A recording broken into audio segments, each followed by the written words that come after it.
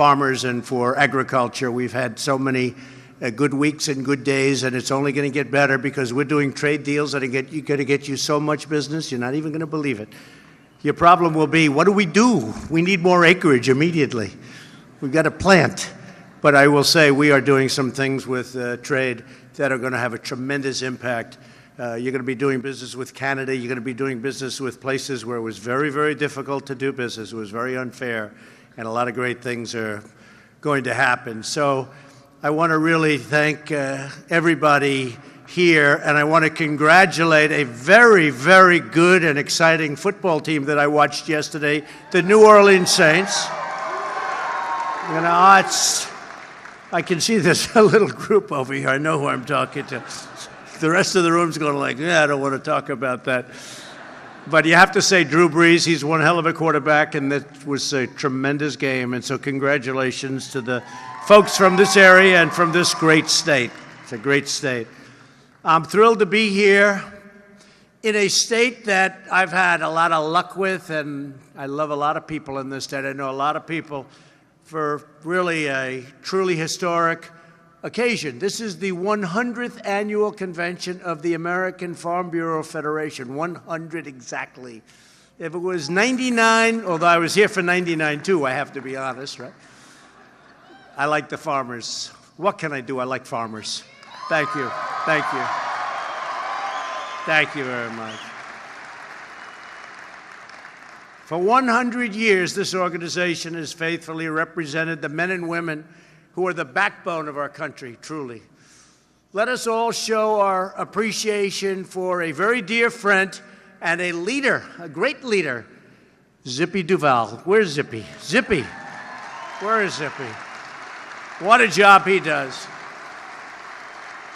He only called about 100 times to make sure I'm coming. Thank you, Zippy. Great job. On this special anniversary, we gathered to celebrate America's proud farming heritage. Through your sweat, through all of your work, the strength of your hands and the faith in your hearts, the American farmer feeds and fuels and sustains our nation. So true. We're joined today by Louisiana Governor John Bel Edwards. Thank you, Governor, for being here. Thank you, John Bel. Thank you. Along with many members of Congress who are true champions of American agriculture, an incredibly talented man, a great doctor. He knows more about healthcare than anybody, and he's somebody that he's really helped us out in so many different ways. And he's yours, Senator Bill Cassidy. Bill, thank you very much, Bill. Appreciate it. A woman who had a tremendous victory. She came in for a short period of time. She was appointed, and it's always hard when you're appointed. If you look, I don't know about this, Cindy, but you take a look. They don't do too well. You did very well. You won in an incredible state, Mississippi. Cindy Hyde-Smith, thank you. That was a great win. A brilliant guy. He's very deceiving. My wife said, I love watching him on television. And I said, who? John Kennedy. I said, John Kennedy? I don't know. But, you know, I thought maybe she was talking about the other John Kennedy. She was talking, this is a man who was totally brilliant. You know, I don't know if you know what this means, Oxford, right? Went to Oxford. Oxford's I'm very much into the world of schools. Oxford, you have to be very, very smart to go to Oxford. And he's very smart. He also loves this state. He loves the people. We gave a rally the night before he won that was incredible. And I looked at that crowd. We had to have 40,000 people or more at a hangar, an airport hangar. I said, you know, John Kennedy, you're going to win. And he won big. And he's my friend, John Kennedy. Thank you, John. Oxford John. Great. Congressman Ralph Abraham. Thank you, Congressman. Where are you, Congressman? Great job you do. He does a great job. Congressman Garrett Graves. And you know Garrett. Thank you, Garrett. Good job. Young, strong, smart. Got a lot of good politicians down here. And the legend from Louisiana, a man who's got a lot of courage. He was playing second base, and it didn't work out so well for him that day. But I have never seen anybody with more strength and really more courage than Steve Scalise. Steve Scalise. He got hit hard. He got hit hard. He never even thought about quitting. I was there the night in his hospital, and they didn't think he was going to make it. And I looked at him. He wasn't looking too good. I have to tell you, the first time I'm telling you this, Steve, you weren't looking too sharp. And his wife loves him because she was a mess. She had tears pouring down. I'll tell you a couple of these little facts. Your family loves you, Steve. But all of a sudden, he started making a little progress, a little more, worked so hard. And then a few months ago, he was in a baseball game. And it was the Republicans against the Democrats. He's playing second base. And he didn't have great mobility, to be honest. In other words, moving like a foot to his right, a foot to the left, that was about it. And he gets the first pitch of the game. This is in a stadium, and a lot of people watching, and it's on television. And they put him at second base for one play. And the first hit is a smash ground ball hit at Steve. And I'm pretty good at this stuff. I look, I say, oh, that's going right to second base. It went right in him, right at him. He bent down, stopped that ball, threw it to first. The place went crazy. And he then walked off the field in great triumph. Who could have done that but my Steve, right? That was incredible. That was incredible. He's a courageous guy. He's a great guy. He's also a really fine person. So Steve Scalise, what you've been through, Steve, is incredible. And congratulations. Incredible job. As you all know, there's currently a tremendous humanitarian and security crisis at our southern border. It's tremendous. It's been there for years. It's been there for decades. But because of what we're doing and because of how well our country is doing, and please sit down, please. I'm just looking. And then the media, the fake news, they'll say, he got no standing ovations. You know why? Because everybody stayed standing. Where do you see that? It's true. Oh, they'll do it. They'll figure something out. That's true. That's true.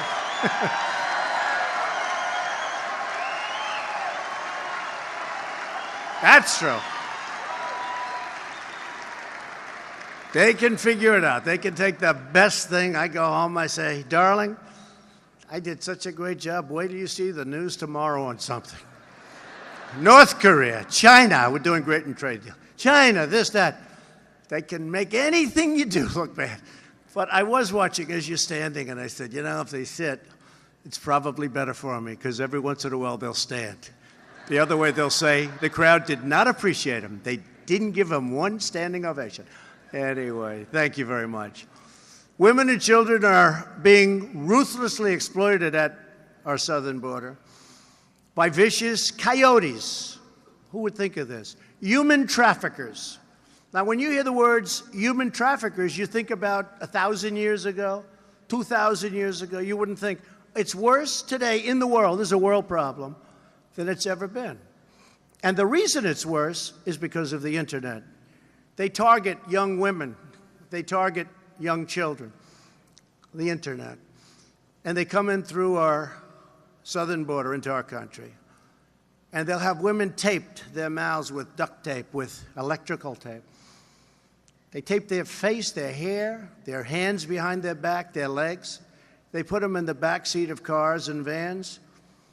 And they don't come in through your port of entry, because you'd see them. You couldn't do that. They come in through our border where we don't have any barriers or walls. And they drive right in, and they have no problems. And we'll get that stopped. We're going to have a wall. We're going to have a barrier. We're going to have something that's going to be very strong. One of the most important things. And I built a lot of wall. You saw it the other day. They kept saying, you didn't build wall. I said, built wall. So I actually decided I better put a picture on it, you see. But we built a lot more than that. And we renovated a lot of pretty good stuff that we made good again. It was in very bad shape. But we've done a lot. We want to finish it. Because, you know, you can't have openings. Because if you have an opening, they go here and they just sort of go over this way. They find the open spot. They come in.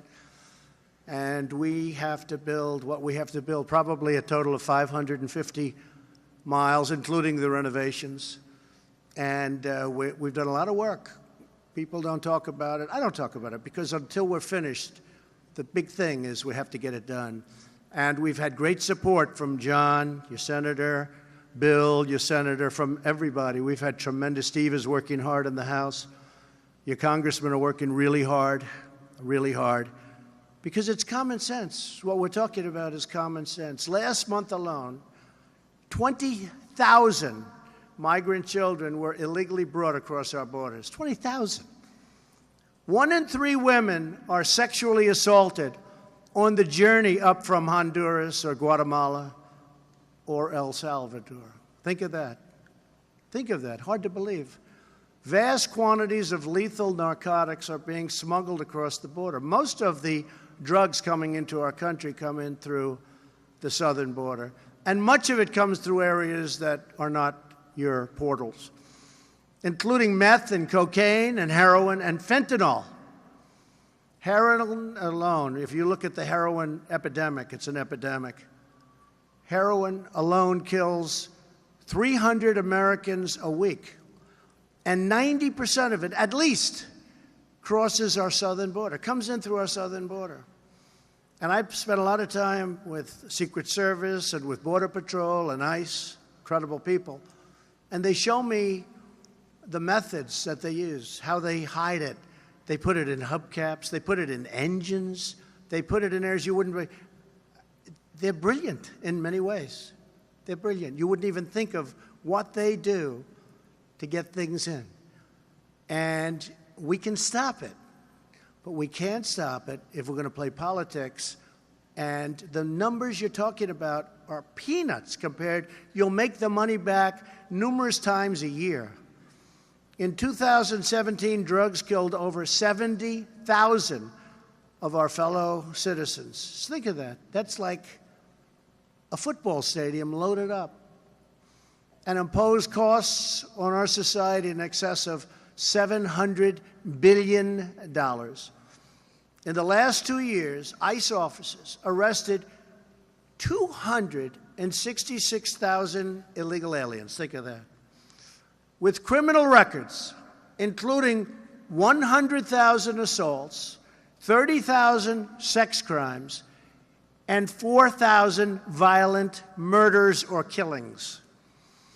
The crisis of illegal immigration impacts all Americans, threatening public safety, overwhelming public resources, straining our local schools and hospitals, undermining U.S. workers, and claiming countless innocent lives. And I will tell you, I want people to come into our country, but they have to come in legally. They have to come in through a process.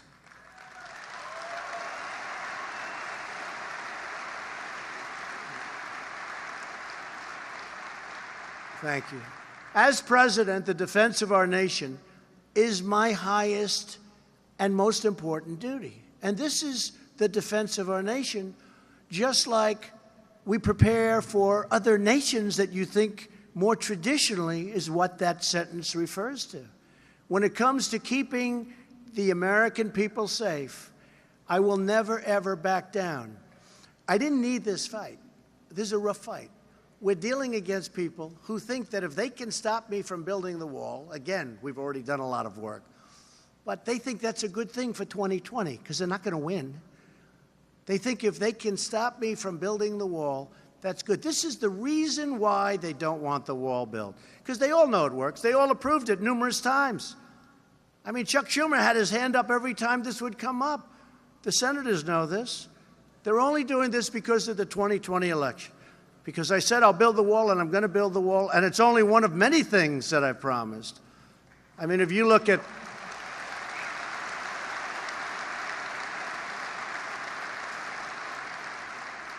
got you the biggest tax cut beyond the Ronald Reagan tax cuts. ANWR, getting rid of the individual mandate, the biggest cuts in regulations in the history of our country, and we're going further.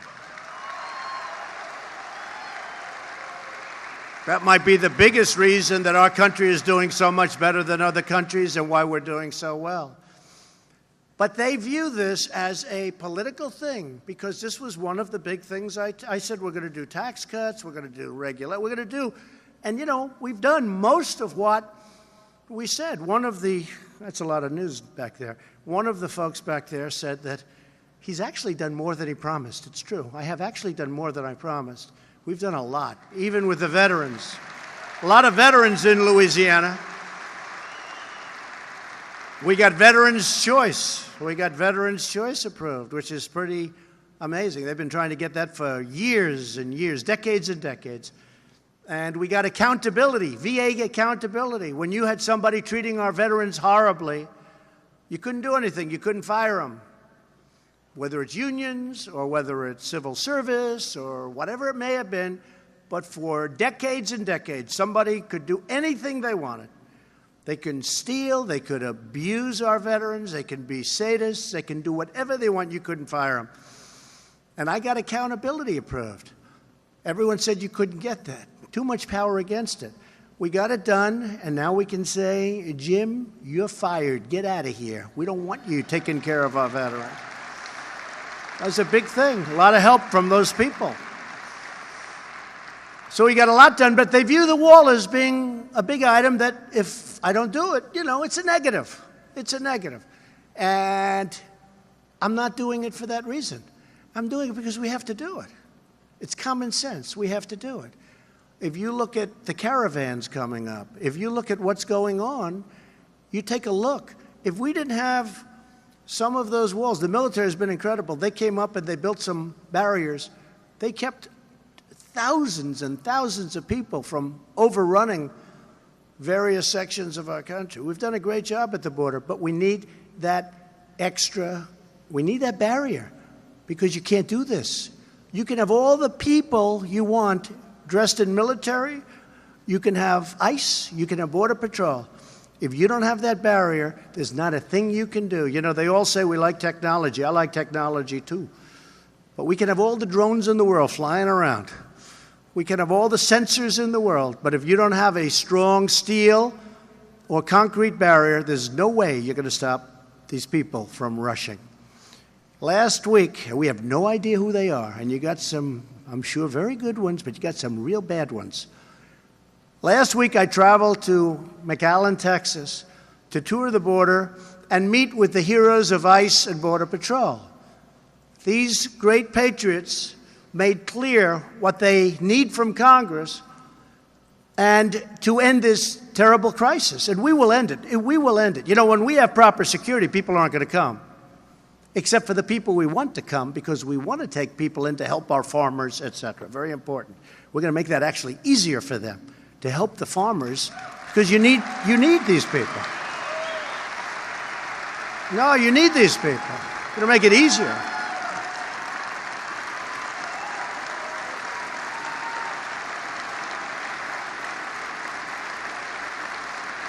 I'm glad I told you that because, look, you're in that business, and a lot of people don't understand this. You need those. You need people to help you with the farms, and I'm not going to rule that out. I'm going to make that easier for them to come in and to work the farms. You've had some people for 20, 25 years. They're incredible. Then they go home, and they can't get back in. That's not going to happen. But we're keeping the wrong ones out, okay? We don't want the wrong ones coming into our country.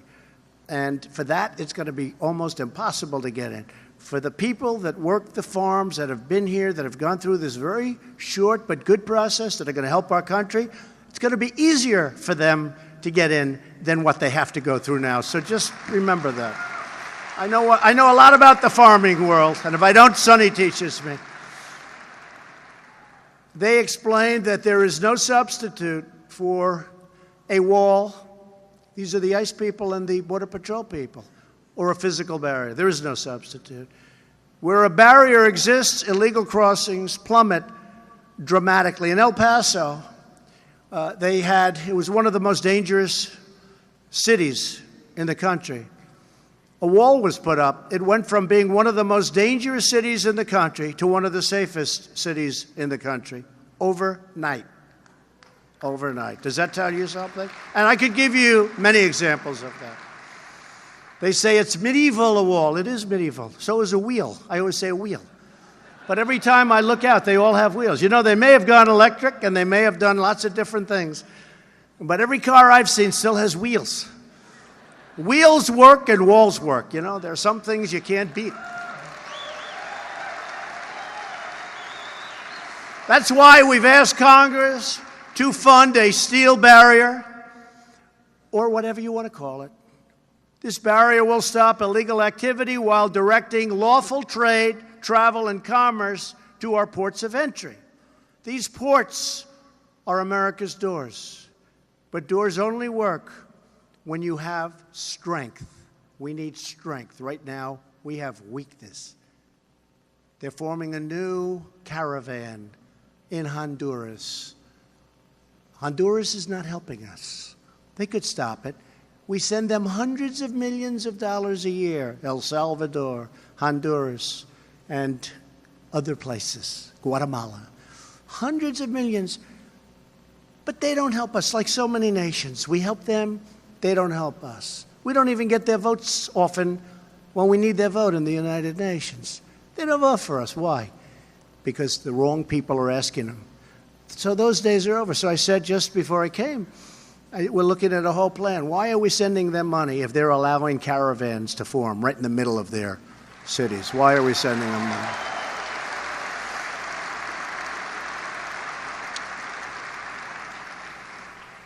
A lot of changes have been made in this country in less than 2 years, I'll tell you that. A lot of changes, and really good changes. Changes that people like you with common sense and smarts fully understand. And that's why we're liking where we are, and the country is changing very rapidly for the better. As part of our overall border security plan, we have also asked Congress to approve cutting-edge technology to detect drugs. There's incredible technology today. So when these cars do come in through the ports of entry, you have technology today that's so incredible. We don't use it. We don't have it because our leaders decided not to spend the money. Well, you make it back every month, probably more than that, because the drugs coming through the southern border are destroying the fabric of our country. It's so bad. It's so bad. So we have to stop it. This technology is incredible.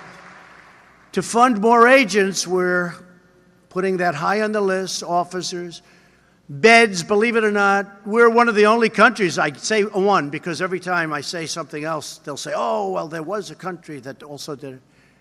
Somebody comes into our country.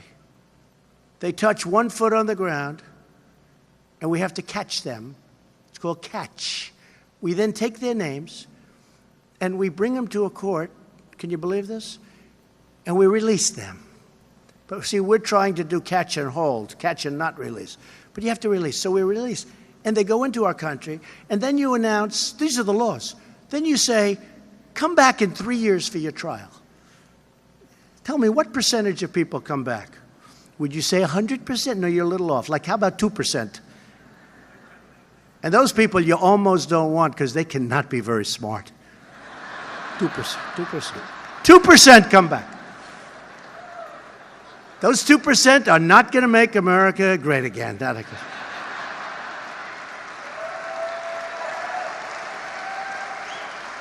Crazy. So we have that. We have chain migration, where somebody comes in, and then his mother comes in, his father comes in, his grandmother comes in, his uncle comes in, his cousins come in. We had a guy, a radical Islamic terrorist in New York, area I know very well, driving down the West Side Highway, beautiful Hudson River to his right. Built this gorgeous park all along the river. It's gorgeous. People are running. They're in great shape. We ought to hold some of these guys in the front row. They should do it with me. We could run. So some of my friends over there, Sonny, maybe Sonny and I will go take a jog. But you know what? I'll tell you, these are people that are great people, and they're running, and they keep it. And this horrible person going down 60 miles an hour down a highway decides, oh, that's nice, we'll make a right turn, hits a whole group of people purposely, screaming all sorts of things that they scream. And 8 people died, 12 or 13 were injured. Nobody talks about the injured. You know, some of the injured lost legs, lost arms. Or, you know, they say, oh, well, 12 were injured. You know, like injured, you think like a headache. No. They lost arms, they lost legs, One lost 2 legs. So 12 were horribly injured. And he's allowed to have his family come here. So they checked, and they said about 22 people came in, chain migration. In other words, because he's here, so a whole group of people come in. And we don't want that. We have another one, the lottery. The lottery. We take people from countries through the lottery. Now, this is common sense. Do you think the country is giving us their finest? No, they're not. No, they're not. They're giving us the opposite of their finest. We have a lottery system. Oh, let's pick him out. Oh, wonderful. Doesn't work out too well, this lottery system.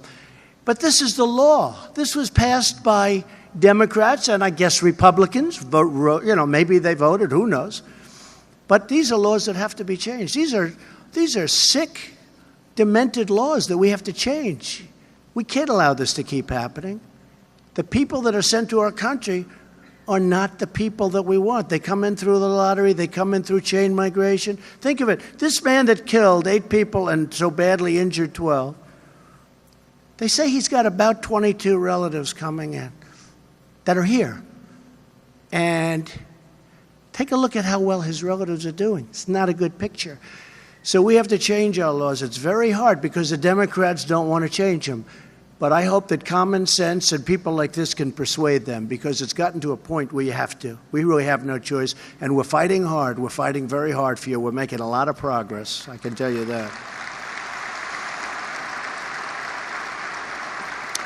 Here with us today is Jim Chilton from Arizona. Jim's ranch runs along the U.S.-Mexico border. The deadly, very deadly, Sinaloa cartel, one of the most vicious drug cartels anywhere in the world, runs a major drug trafficking route right through Jim's ranch. Many of these routes used to run through San Diego until the wall was built by us, by me. Sorry about that, Jim. I think Jim just got angry at me. He just heard that. Sorry, Jim. Because now what they did, they went to Jim's ranch. I think I cost him a lot of money. Maybe he won't stand up after all. But it's a very sad situation. In the last 2 years, the cameras on Jim's ranch have captured roughly 1,000 pictures of major drug packers, they call them. For years, these criminals have damaged Jim's property, injured his livestock, and started dozens of fires, which Jim estimates cost more than $2 million in 2017 alone. Last June, Border Patrol agent was checking sensors on the Clintons and Chilton's ranch when he was shot multiple times by these sinister drug traffickers, multiple times. And they don't even think about it. By the way, they shoot that. It's not like, oh, gee, I committed a terrible thing. They don't even think about it. They don't even think. They wake up the next morning, they couldn't care less. As Jim said, every time I leave the ranch, my wife doesn't know whether I'll ever return. I'd like to ask Jim to come up and say a few words. Jim, please come up. Thank you.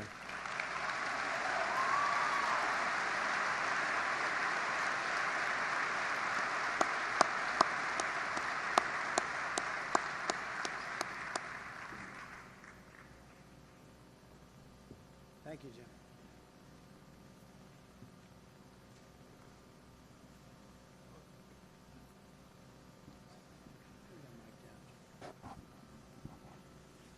Mr. President, we need a wall.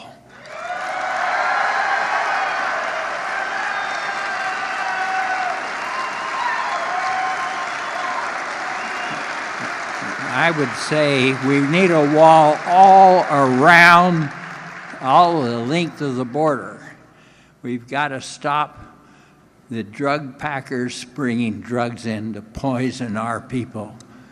And I would say to Speaker Pelosi, walls are not immoral. In fact, I've traveled around the world, And the biggest wall I've ever seen is around the Vatican.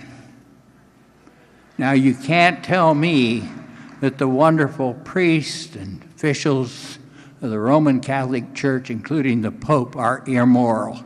They have a wall. Why can't we?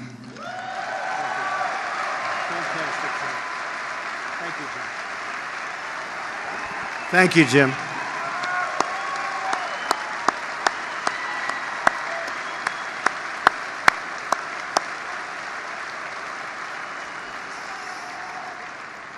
Thank you, Jim. And I'm sorry for your problems, but we'll get it straightened out. The government remains shut down for one reason and one reason only. The Democrats will not fund border security, our safety, our national security. People come from many countries. When I was at the wall the other day, Border Patrol said they have 150 people they caught that day who weren't from Mexico. I said, that's a strange statement. I said, no, these are the people that weren't from Mexico. And I was surprised. 3 were from Pakistan, 4 were from another Mideast, 2 Mideast countries, and many were from other countries, including China, countries all over the world. 150 of the people, as he said, were not from Mexico. Now, they caught many, many more, but that's 150 people coming from companies, really countries that you wouldn't believe. They will not approve the measures we need to keep America safe. The Democrats, we can't do that. We can't do that because this is of paramount importance to our country. And again, I could take it nice and easy. I could enjoy myself. I could relax. I've been in the White House because I think it's very important to be there. And other people went on a nice, wonderful vacation over the weekend. They had a great time. I would have loved to have been with them. I didn't like the look of it. I would have loved to have been with them. But we have a very big problem. This should have been done by other presidents. Just like the moving of the embassy to Jerusalem should have been done. It was promised by many other presidents.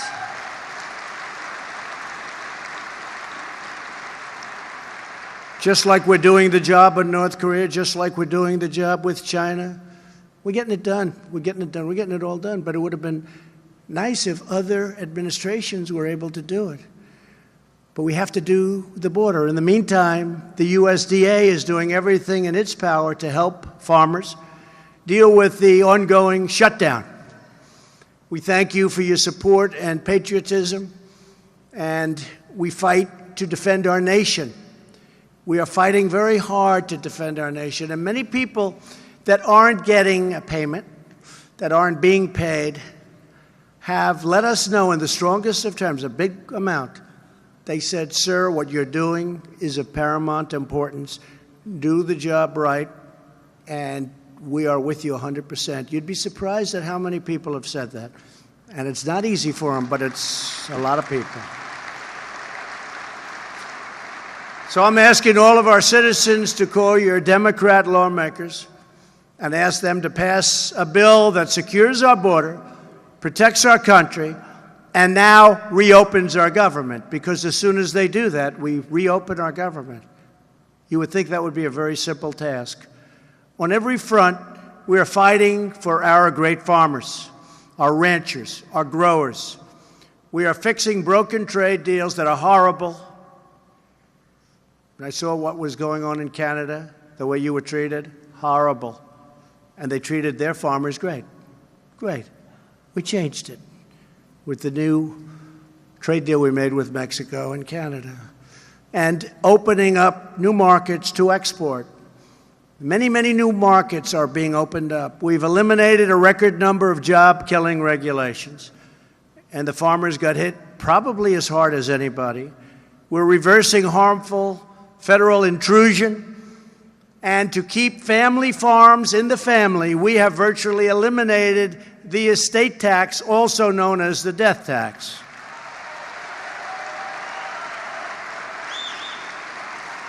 Thank you. Thank you. Small business owners and corporations and others, small business. It was a terrible thing that was happening where your parents, you love your parents, they're farmers, they love their farm. Everybody loves their farm. The kids, they want to grow up on the farm, they want to someday run the farm, own the farm. And they couldn't because they had very large estate taxes to pay. So they go out and borrow money. And then it turned a little bit bad, and all of a sudden they'd end up losing the farm because they had to pay the estate tax. We got rid of it, folks. So if you love your children, you'll like me. If you don't love your children and you weren't going to leave the farm to them, probably doesn't matter too much, okay? Does anybody here not love their children? Huh? Wow, it's a lot of people. Not one? Okay, you don't want to say. That's all right. It's like a lot of the people went to the polls. They voted for Trump. They said, we don't want to talk about it. Then we won. We won 2 years ago in November. We won, and they're still trying to figure out what happened. We don't have to talk about it. We know what we're doing. We're ensuring that ethanol remains a vital part of America's energy future with E15, and we're making it available year-round, all 12 months. That was a big, big difference for the farmers. Chuck Grassley, Joni Ernst, your senators, a lot of great people were very strong on that. And it also creates additional, because if you noticed, I think we saw $1.75 for gasoline today coming in. I like to do that. I'm one of these guys. I'm riding in this incredible car, and I'm driving, and I'm looking at gas stations to see how much is the gas. How many other presidents? You think Hillary Clinton would have done that? I don't think so. I don't think so. I'm in the Beast, the world's most expensive car. It's like being in an army tank that goes 50 miles an hour, right? I'm in the Beast, and I'm looking at gas station. I say, fella, slow up, I can't see. They say, 175. That didn't happen by accident, folks. That didn't happen by accident. People think it does. It doesn't. Nothing happens. Very little happens by accident. Nobody else would have done what we did for the farmers with the estate taxes and so many other things. In the 2 years before my election, agricultural exports dropped by nearly $23 billion. Remember that. Before I got here, it was heading south. A lot of people say, oh, gee, how are we doing? It was going bad. If you go back 15 years, soybeans were more expensive 15 years ago than when I got into office. They were less. Now they're up nearly $14 billion. In December, just a few days before Christmas, I was proud to sign the Farm Bill. We got it done. That wasn't easy either. That was not easy. Senators, congressmen, thank you. That group did it. That was not an easy one, John and Bill, was it, huh? That wasn't easy, but we got it done. The first to be passed on time in over 30 years. Got it done. And I've authorized Secretary Perdue to be strong on work rules for the food stamp program through regulations allowed by the bill. So I know you have a great secretary. He'll do what's right. The Farm Bill delivers for our farmers on a wide range of key priorities. On critical farm programs such as crop insurance, you will have the support you need to plan for the future. It increases the amount farmers can borrow so you can expand and improve your businesses. It also secures the $600 million commitment we made to build a modern, effective, rural broadband across America's heartland. You're not well serviced. That's something the great middle part of our country has been complaining about for a long time. You're not properly serviced. You will be now. You will be now. That bill is a great bill for the farmer. Last year when I spoke to you, we had just passed our historic tax cuts. Here with us today is Kalina Bruce from Stockton, Missouri. Kalina is a rancher and also an accountant for local farmers. Under our new tax plan, which lowers rates for small businesses and doubles the tax child credit, so important, that child tax credit You know who fought for that? A young woman named Ivanka Trump. That's all she wanted. Dad, we have to get that passed, Dad. And he said, okay, Ivanka, okay. It turned out to be so popular. Kalina has seen that many families will save upwards of $4,000 in taxes this year alone. Kalina, I want to thank you and all of those incredible people that you represent, and just keep up the great work. Where's Kalina? Where's Kalina? She's around here someplace. Hi, Kalina. Thank you very much. Great job. Thank you very much. We're also leading the most sweeping regulatory reform at any time in our history. The U.S. Department of Agriculture rolled back almost $400 million in regulatory costs last year alone, and this year they're projected to more than double those savings. We're saving farmers and ranchers from one of the most ridiculous regulations ever imposed on anybody in our nation, the Waters of the United States rule. Disaster.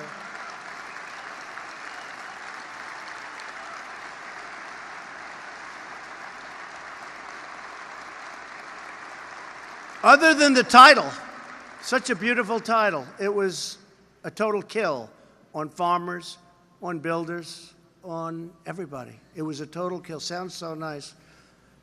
In fact, I looked at John Kennedy when I signed that. I said, John, I'm going to get killed for this one. Because what we did was take something, the waters of the United States, how beautiful is that? And yet everything inside was a total kill on you. And other businesses, by the way. And we didn't get killed, did we, John, huh? We didn't. They love it. So many people have come. And you know the time when I signed that bill, I had ranchers, farmers, and some home builders behind me. And these are tough people. They were strong, tough men and women. And half of them were crying because we basically, our government stole their property. They couldn't do anything. They couldn't build. They couldn't do anything.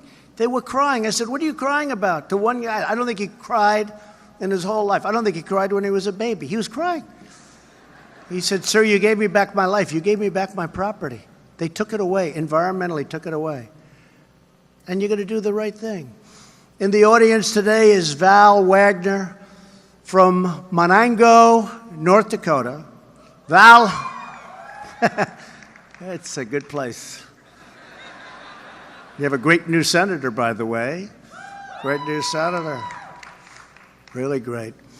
Val and her husband would love to expand their farm for their 4 boys, but under the Waters of the United States rule, they would have had to pay tens of thousands of dollars in fines because of the prairie potholes on their land. You all know what prairie potholes are?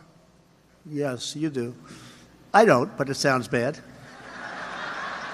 To Val and every farmer, we're going to keep federal regulators out of your tanks, your stock tanks, your drainage ditches, your puddles, and your ponds. And you know exactly what I'm talking about.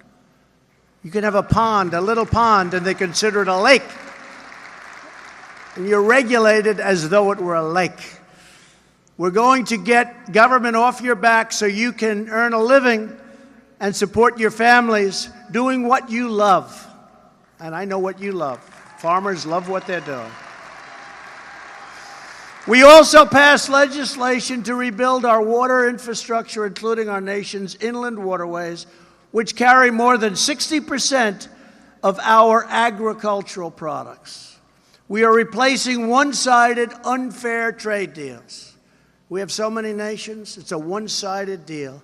With China, every year, for many years, we're losing $375 billion, not million, billion dollars. We're working on that very strongly. You see what's going on. Doing very well. We have the European Union. They don't treat us right. They treat our farmers terribly. You can hardly sell into the Europe. They have barriers. And they have tariffs that are massive. But with a farmer, they don't want your product. We're working with them. They have to treat us fairly. We're losing $151 billion a year with the European Union. Sounds so nice, right? The European Union. And then the press gets angry. They say, Donald Trump is not treating the European Union fairly. Well, that's because they're not treating us fairly, folks. I want to be nice. In fact, they said my poll numbers are very bad in Europe. I said they should be. No, seriously. They said when he started off, he had 87%. That means you can be the king of any country. Now they're ching because I'm representing our country. I'm not representing those countries. You know, one of those things.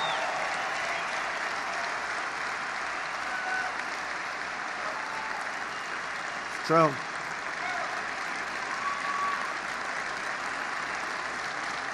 It's true. They said his poll numbers have tanked. And I said, oh, damn it, what's going on? Damn it. Then I said, oh, it's in Europe. That's okay. Now, we get along well with them, and there are a lot of great people and great leaders. But look, I'm not blaming them. I don't blame China. I mean, China, $375 billion a year we lose. It's really more than that, but that's like the conservative number. I think it's 504. But I'm giving you conservative because I don't want to be criticized for using wrong numbers, right? But I don't blame China. I was in China making a speech, and President Xi, who's a friend of me, great guy, but he represents them. I represent us. And he's sitting over here, and I'm talking to this massive crowd of people, and I'm talking about how China's bad, bad, bad. And I'm saying, boy, this could be dangerous. I'm in China. I'm in Beijing doing this. And I'm saying, I don't like this. But I looked at him, and I realized, actually, during that speech, it's not his fault or their fault. It's our fault for our leaders' fault. Over the last 15 years, we've seen a continual decline in the U.S. share of agricultural trade all throughout the world. You know that. It's all going in the wrong direction. It's changing now. Wait till you see what happens. We do the right deal with China. You're talking about massive. They're already back ordering, right? They're already back. He told me, I said, you got to start ordering. You're going to order. They're going to order. And they've already started. We're turning all of that around with fair trade deals that put American farmers, ranchers, and in fact, put America first. That's what I'm interested in, America first. We just opened Argentina to American pork exports, pork, for the first time in a quarter of a century. They needed something. I said, you have to open it up to pork. And they said, okay. I said, why didn't you do it before? They said, nobody ever asked us. A lot of it is that. You would be amazed. Nobody ever asks. India and Morocco have both opened their markets to our poultry exports. We do so much for them. It's incredible. Japan opened its market to U.S. exports of potatoes from Idaho and lamb from the great state of Texas. Yes. No, they just opened up. We asked them. We got to open up. Sorry.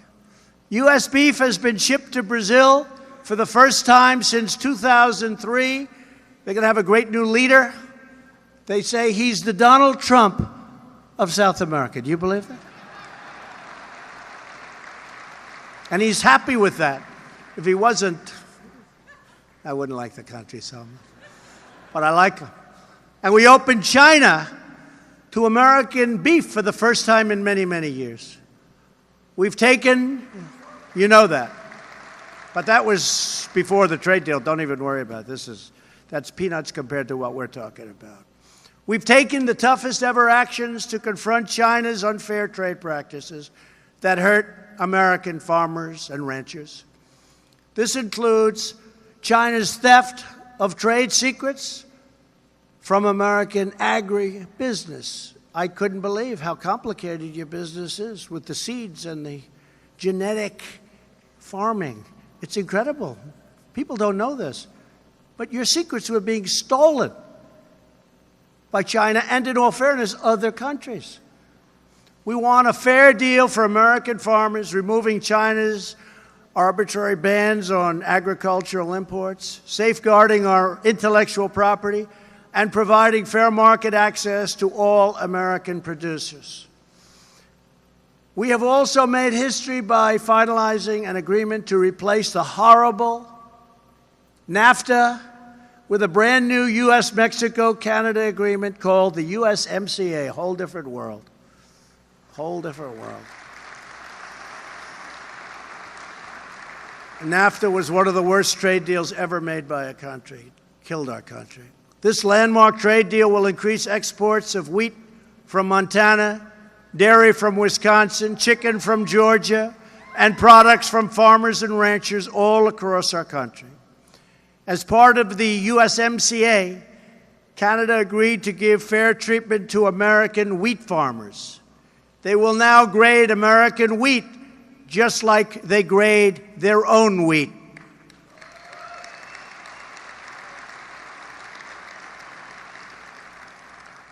Which to me doesn't mean much, but to farmers it means a lot. That's what they tell me. I said, what can we do? They said that would be a big thing on wheat.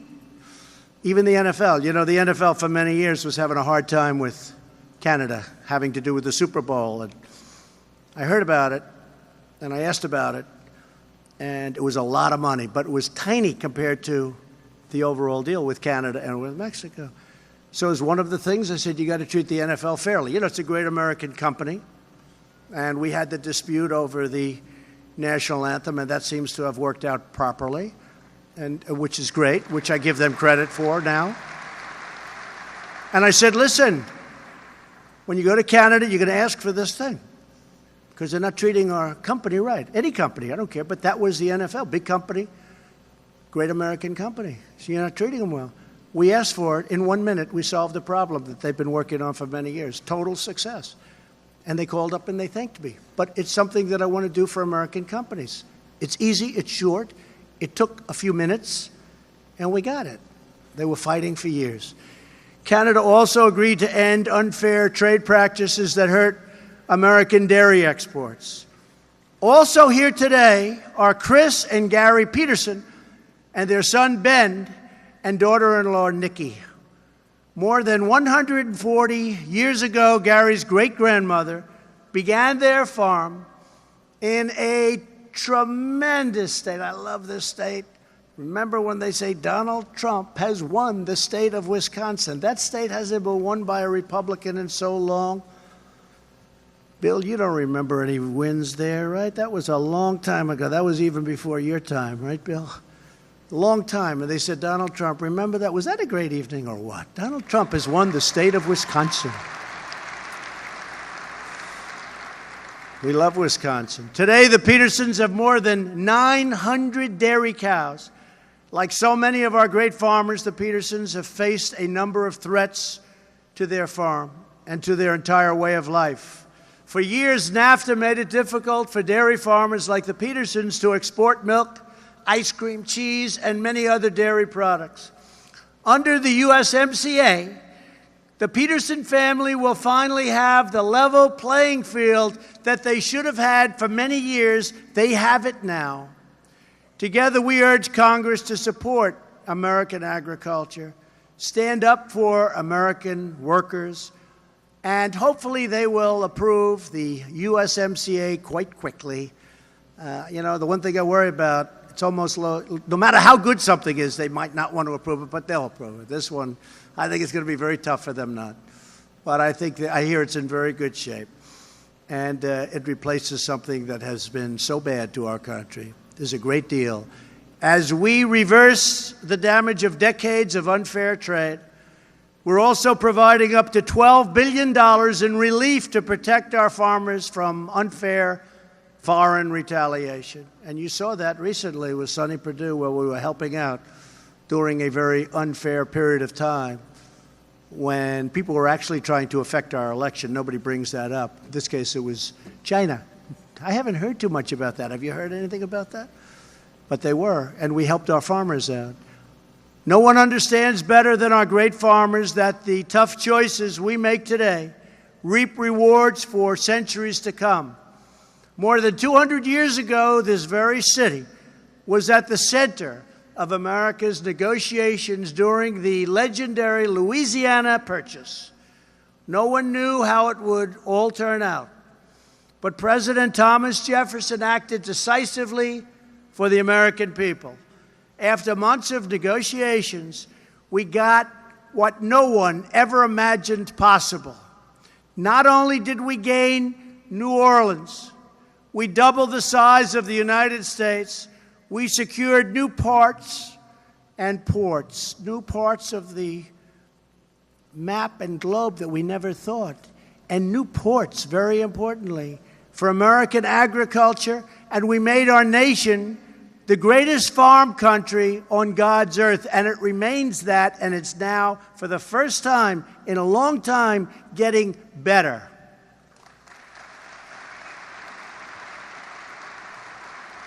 Our nation was founded, settled, and built by farmers. From the fields of Pennsylvania to the hills of Tennessee, from the plains of Missouri to the big sky of Montana, and from the marshes of Florida to the fertile valley of California, farmers have always led the way. The American farmer embodies the timeless values of America. You believe in hard work and self-reliance. You follow the rules, obey our laws, and respect our great American flag. You support our communities, raise loving families, teach your children right from wrong, and you are always loyal to this magnificent nation that we so love. Now you have a government that is loyal to you, finally, in return.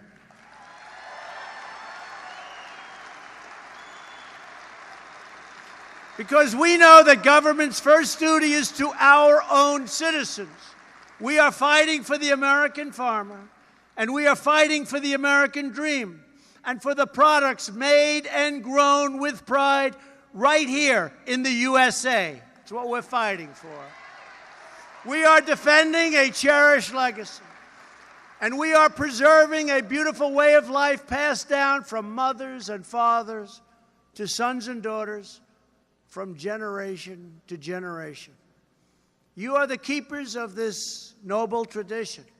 You are the guardians of this majestic heritage. We are standing up for the men and women who work the fields, till the soil, and harvest the land. We are protecting your rights, your freedoms, and our glorious Constitution. And we are doing it all with love in our hearts, joy in our souls, and trust in our God.